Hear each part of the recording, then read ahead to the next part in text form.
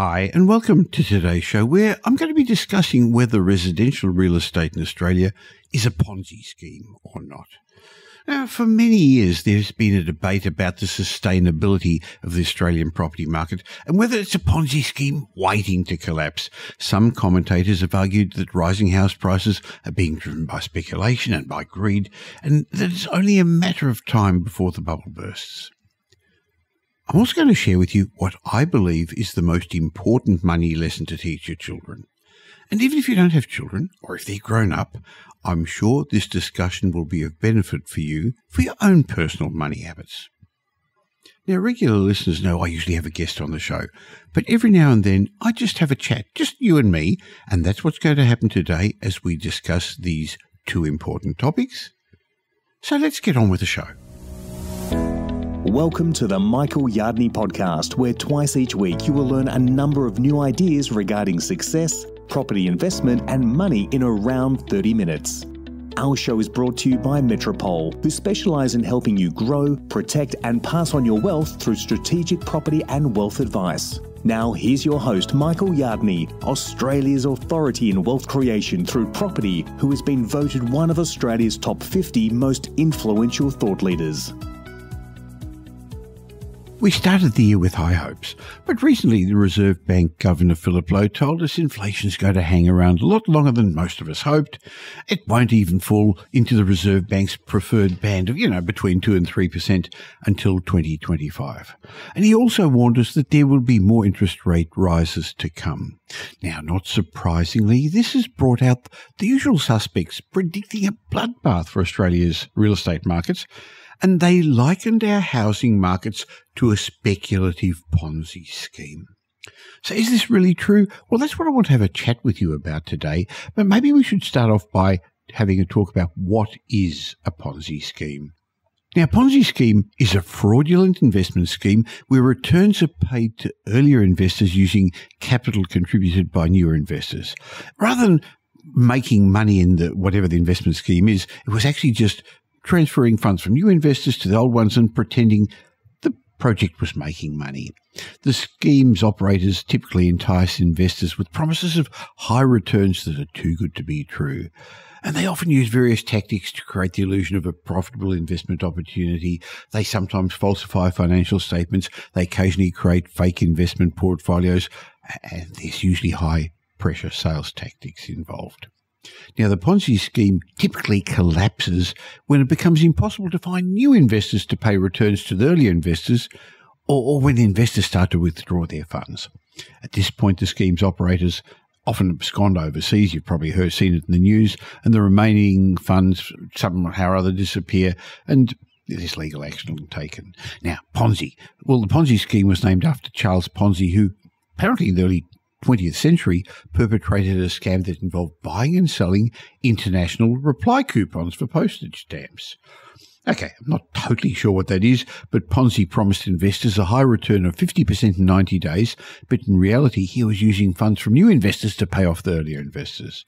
The scheme ultimately collapsed and Ponzi was convicted of fraud and sentenced to prison. Now, occasionally you'll hear in the news, read in the media about similar scams happening today. But is the Australian housing market a big Ponzi scheme? As I said, there are some claiming that that's the case because it's, in their words, based on speculative investors, based on significant amounts of debt, and dependent upon migration continuing in Australia. However, in my mind, that's not right. The truth is the Australian housing market's underpinned by strong fundamentals. So let's have a look. Firstly, our housing market's really underpinned by the high proportion of owner-occupiers in Australia. That's one of the key factors. We've got a much bigger percentage of owner-occupiers than other countries. Around 70% of all residential properties are owned by people who live in them. This means the majority of homes are used for living in rather than investors who are purchasing properties for the purpose of, well, some would say speculating. I don't think that's the case at all. Most investors aren't speculating. They're protecting their financial future. Interestingly, in Australia, the rate of owner-occupiers has been more or less around the 70% mark. It's dropped a little bit over the years, but it's been much the same around that figure for decades. In contrast, in many other countries, such as the United States, there's a much lower rate of owner-occupiers. And that's, I guess, led to higher levels of speculation in the United States housing market. I think another factor that's important that supports the Australian housing market is the low level of debt held by owner-occupiers. Yes, some people have overcommitted, particularly young people getting into the housing market, but you have to borrow to get into the housing market. But around half of all owner-occupiers in Australia have no debt at all against their home. Now, again, this percentage isn't really new. It really means a large portion of the housing market is not reliant on high levels of debt, which is, of course, one of the major concerns in the discussion about Ponzi schemes, that it's just fueled by speculative debt. In fact, a lot of owner-occupiers have paid off a large portion of their homes as well. And our financial regulators, APRA, the Australian Prudential Regulation Authority, has implemented strict lending standards to prevent excessive levels of debt in the housing market. Do you remember back in 2017, APRA introduced limits on interest-only lending, which became very popular in 2015-16 when there was, for a period of time, around half of all properties sold in Sydney were to investors. Many of them foreign investors. So a number of things changed and our regulators prevented it. Could that have ended up a speculative bubble that burst? Could have, but our regulators prevented that. It helped reduce the level of risk associated with the high level of debt in housing. In fact, it's estimated that the total value of the 10.9 million dwellings in Australia, CoreLogic suggests it's worth around $9.2 trillion. And there's only $2.2 trillion worth of debt against this. I say only $2.2 trillion, but in fact, when you think about it, that's a really comfortable 24% loan-to-value ratio. Okay, another factor underpinning our housing markets that in my mind means that they're not a Ponzi scheme is Australia's strong economy. Look, I know the Reserve Bank's trying to slow us down, but compared to other countries, our economy's strong and our unemployment rates are low, and in fact the opposite, employment rates are high.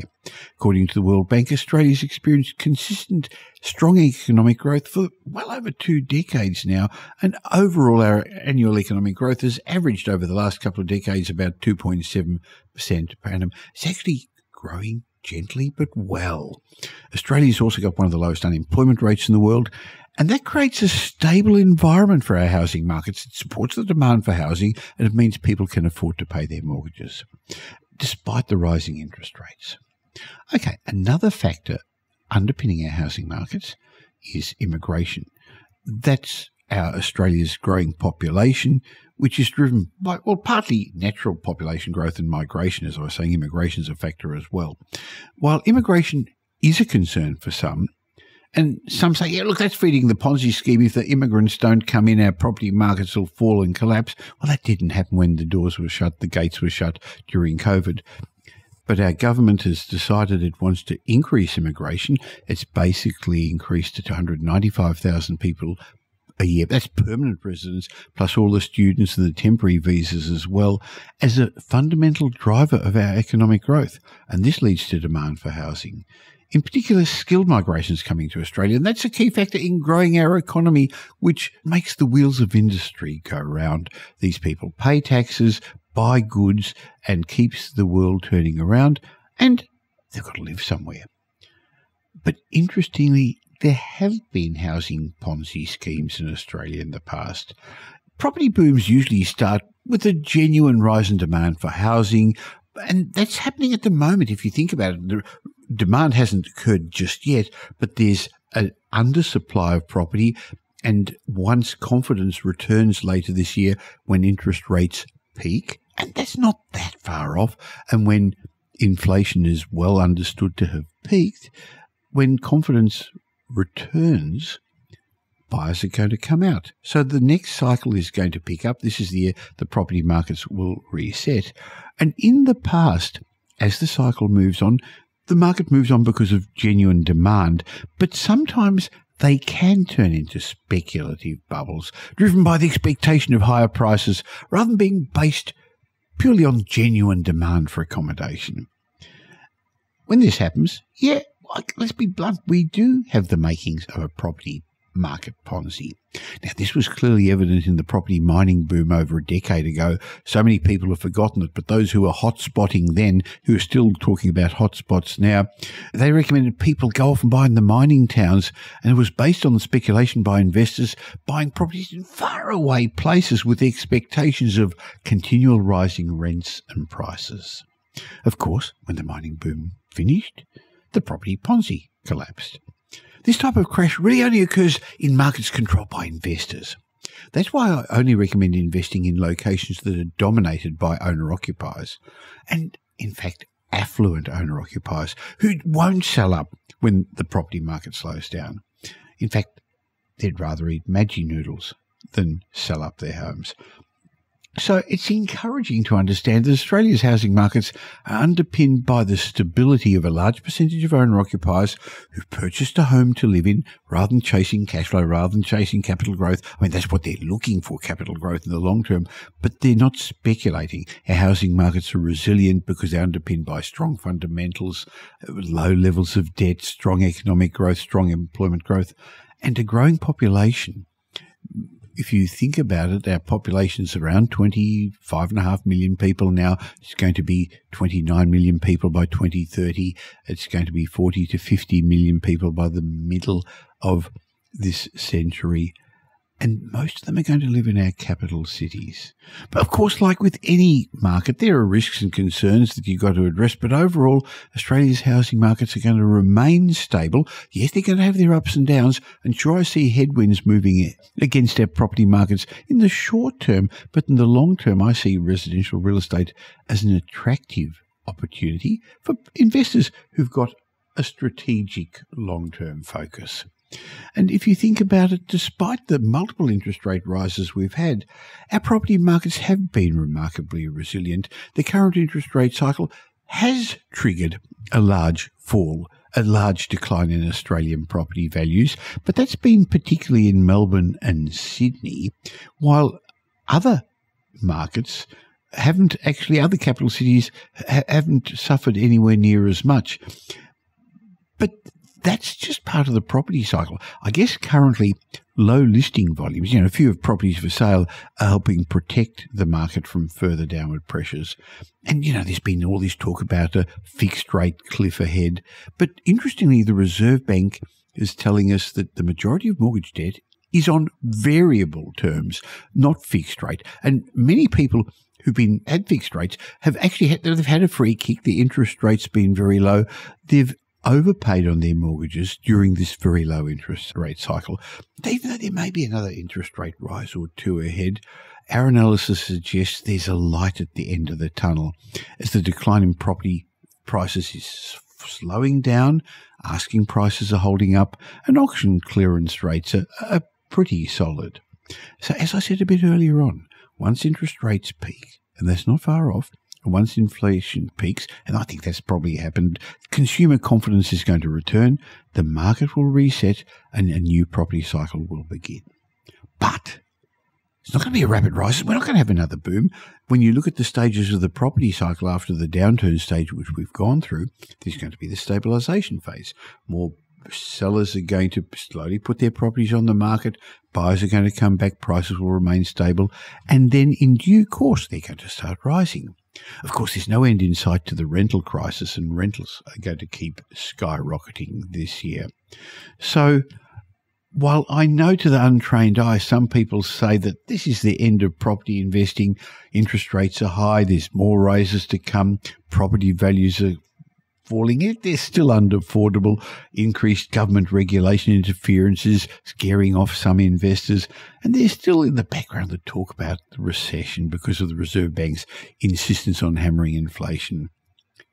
So I can understand if you're wondering, is this the nail in the coffin for property investing? Is it all too hard?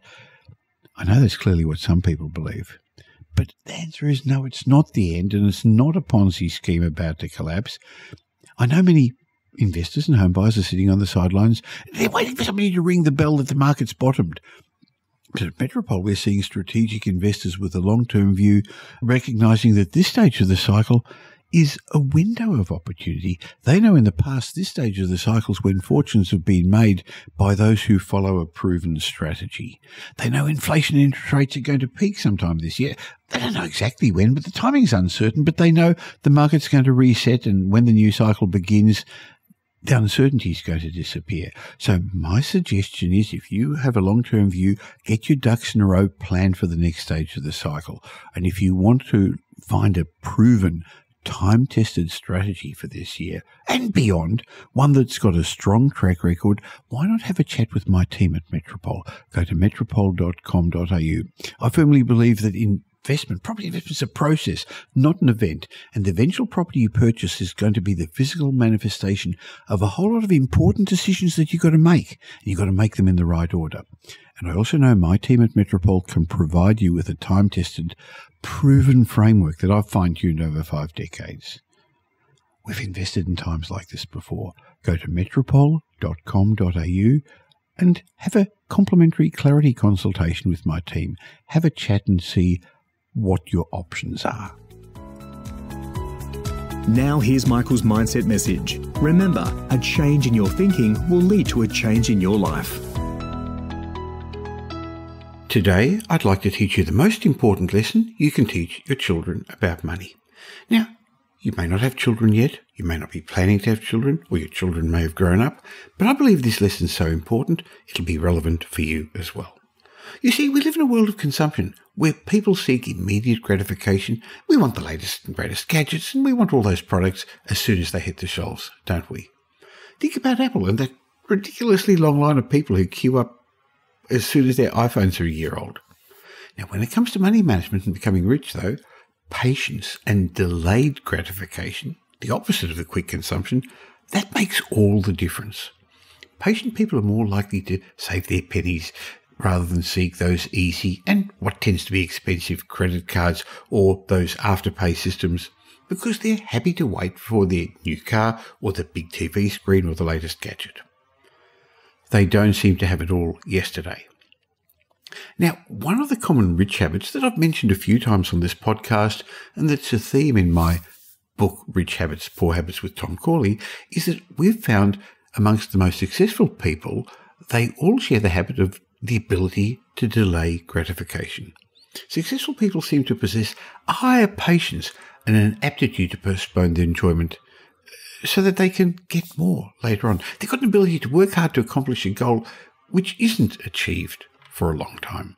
Now, learning to delay gratification rather than seeking immediate satisfaction is an essential part of success, and particularly when it comes to things like investing, business, and making money. Yet it's not easy to change those ingrained habits and the approach to life that you've been practicing since childhood. But once you're aware of the importance of the concept of delayed gratification, in my mind it's entirely doable to change those habits.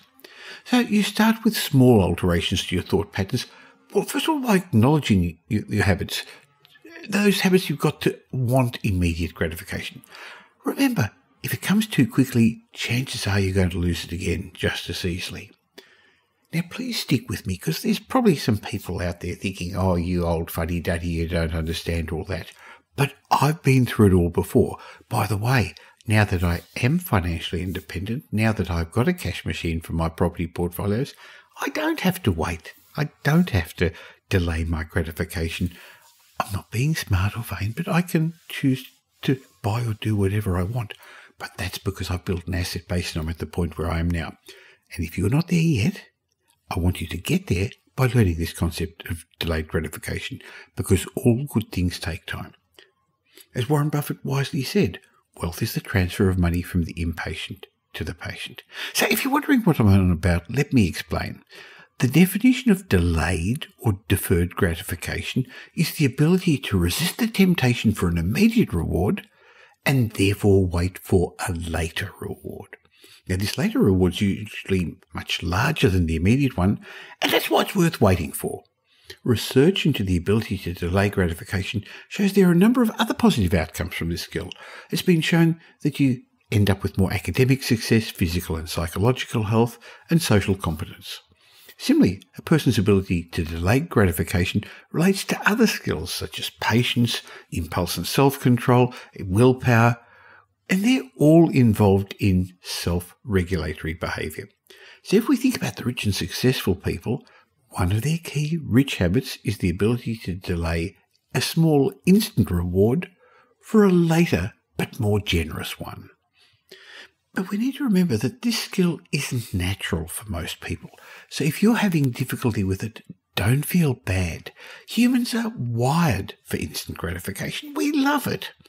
Now, while evolution made us that way long before money was around, unfortunately the desire for instant gratification doesn't help us when we're trying to become wealthy. In fact, it hurts us.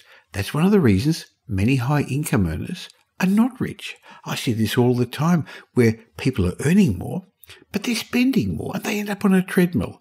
They tend to spend more than they earn because they need to support a lifestyle that's got little or no enduring value, but seems to come with a high fixed cost to maintain. Typically they spend things on, a bigger house, fancier cars, more impressive vacations. People, as they earn more and work up the rungs at work, they live a life of instant gratification. A life where they live in a peer group of other big spenders. So you've got to do what your mates do, don't you? And where you have to work harder and harder just to maintain the lifestyle that you no longer seem to have the time and energy to enjoy anymore because you're working so hard. Hey, isn't that what they call the rat race? Anyway, when it comes to the latest gadget or fad, as I said, most people have got no control. And this is made even worse in the technological world we live in today, where we've got access to instant money, real or otherwise. It's not just credit cards, it's now all these new after-pay systems. But too many people use their credit card for impulse purchases, and in reality, they've got no way of repaying that money anytime soon. And unfortunately, this type of mindset can quickly lead to financial ruin. So it's time to be honest with yourself. Are you a slave to instant gratification? If so, I just want to go through a couple of strategies to help you break the cycle. And if not, then please keep listening anyway. Congratulations, well done. But maybe you can tell somebody else about this episode because there are so many people out there who have this habit. But the first thing to do is actually recognize that you've got the problem. So let me be clear. Consumer debt's never okay. Using a credit card for impulse purchases or to take on unnecessary extra debt for non-appreciating assets such as cars or worse still a personal loan to go on a holiday, that's never a good idea. Too many people see the limit on their credit card as their money. It's not. When you take on consumer debt, it involves using dollars you're hopefully going to earn in the future for current expenses or splurges and then paying the bank interest for the privilege of doing so. This means that bargain that you paid for today is likely to cost you much more over the long run because you're using credit to pay for it. One of the key differences between people with consumer debt and those without, everything else being equal, is that that person with no consumer debt has generally mastered the delayed gratification system that we're talking about, while the person with consumer debt, hasn't mastered delayed gratification. The ability to wait to buy something after you've saved for the item, rather than impulsively purchasing something as soon as you realise you want it. That's what I mean by delayed gratification. The ability to invest money today, to have money when you retire later, that's delayed gratification. And that's why you need to learn money management first, because there's no use taking on a large debt to invest in property or to set up a business or whatever you're going to do unless you understand the concept of delayed gratification. So, investing money today to have more money for the future is, as I said, delayed gratification. So the real question, I guess, is how do you learn delayed gratification? Like I said, it's not easy, but it can become a skill in your Rich Habit Toolkit if you follow a few simple tips. So my first suggestion is write down a list of the money goals, your goals, and put them somewhere where you can see them every day. I know that sounds like rah-rah stuff, but it does actually work the visualization. An even better idea is to tell somebody about your money goals, perhaps a mentor, somebody who can help you remain accountable to them. The next step is every time you feel tempted to purchase something, consider whether you want it or you need it? Is it a want or a need? If it's a want, such as, I don't know, a new suit or a new handbag, then why not delay for at least 24 hours before deciding whether to buy it? Most of that time, that 24-hour period is enough for you to see, hey, you don't really need it. For most expensive items, though, you probably should delay even longer than 24 hours. If you're buying another doodad online, how about putting it in your shopping cart, but don't click the checkout button. Instead, come back in 24 hours if you still need it. Okay, buy it. You'd be surprised how often that desire disappears.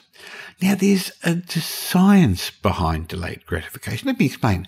Many people I know believe that delayed gratification is one of the secrets to success, and I certainly believe it's one of them as well.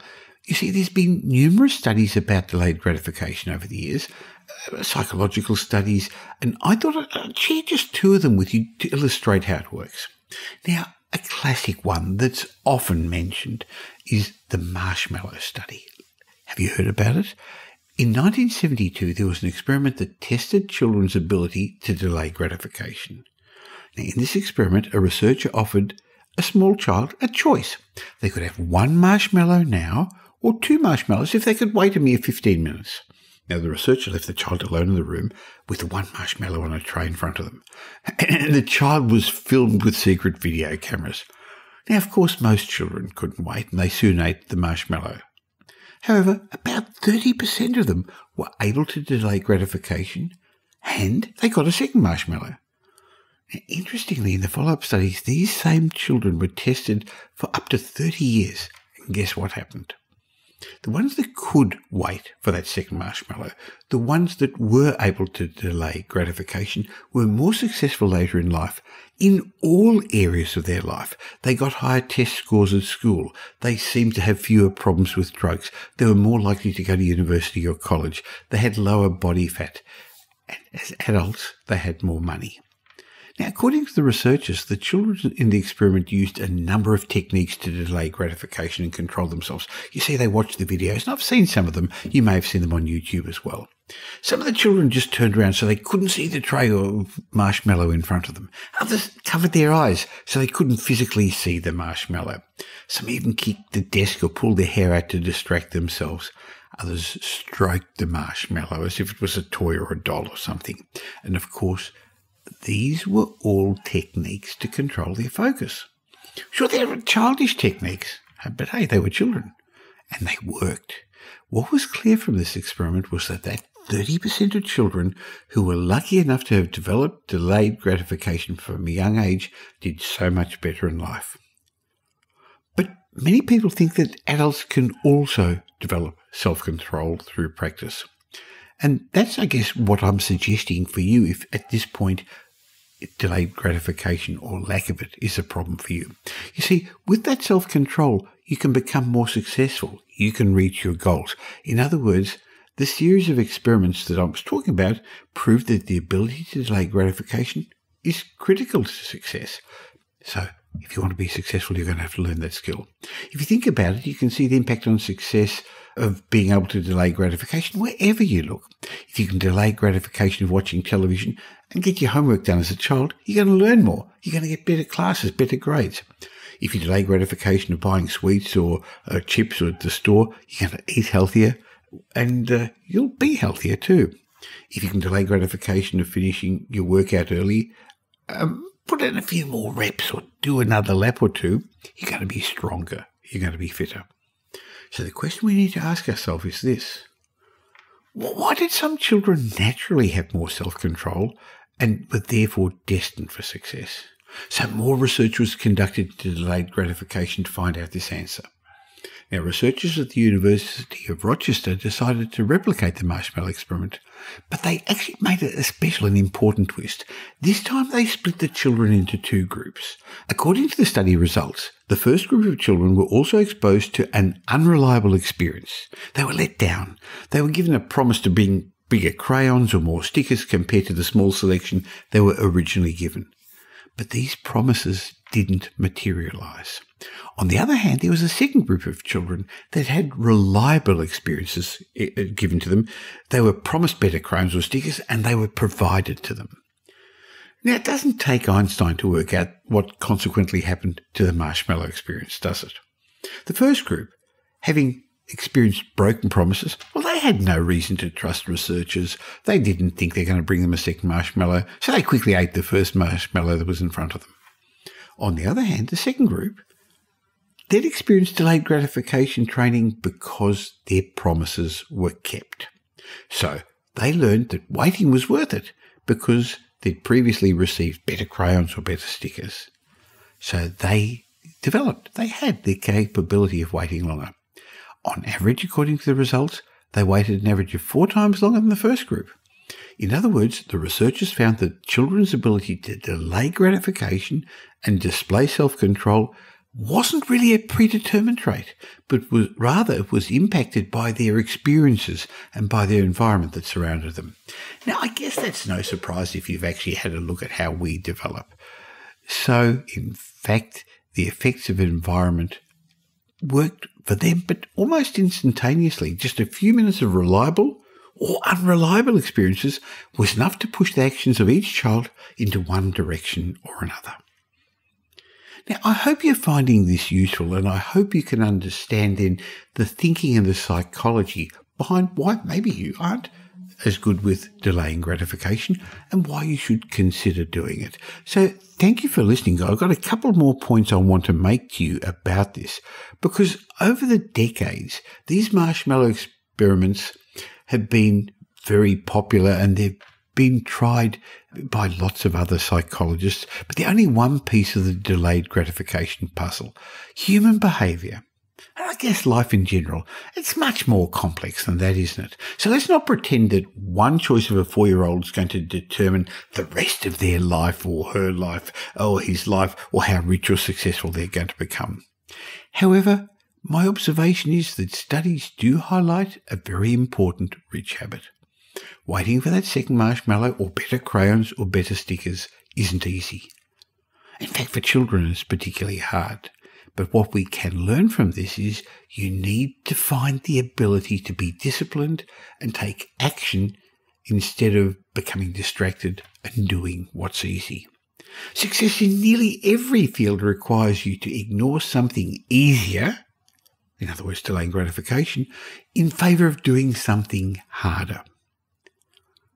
But that's one of the themes that I go through in my mindset message in my podcast regularly, isn't it?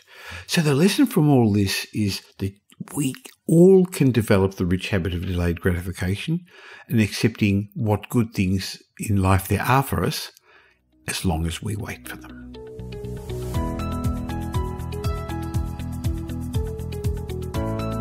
Well, thanks for spending the last little while with me, and I hope you got some benefit from this show. If you did, and you know somebody else who'd also benefit, please tell them about the Michael Yardney podcast. There's a share button on every podcast app. On Apple Podcasts, there's 3 little buttons down the bottom. Press it and share it, or just tell them about the Michael Yardney podcast. I hope you're going to be doing them a favour, and you'll definitely be doing me a favour and helping me in my quest to make as many people as possible financially literate. Now, there's ways of catching up with me between these shows. Just look for Michael Yardney on social media, or why not join my private Facebook group? Go to Facebook and look for the Property Update Facebook group. And I have a way of saying thank you to you for subscribing to this podcast. Go to podcastbonus.com.au. There'll be a link in the show notes, podcastbonus.com.au, where you can get a bunch of ebooks and reports. My way of saying thank you. And when you've got time, why not listen to some of the old podcasts? There's individual lessons in each of those that I think would be helpful for you. I'll be back again real soon. In the meantime, have a great week. Make it a great week.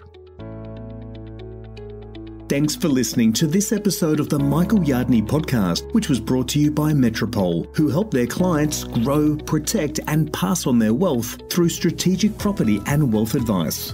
If you like what you heard and don't already subscribe, you'll find us on iTunes or on your favourite Android app as the Michael Yardney Podcast. Watch out for our next show, which comes to you twice a week, and you'll learn some new ideas about property investment, success and money in around 30 minutes. To get more of Michael's thoughts, go across to www.propertyupdate.com.au and sign up for his daily morning briefing, and you'll hear from not only Michael but a group of leading property success and money experts. And just a reminder that the information you heard in this show today is general educational advice and not specific investment advice, as we don't know your personal circumstances. If you're looking for specific advice, why not ask the team at Metropole to help you?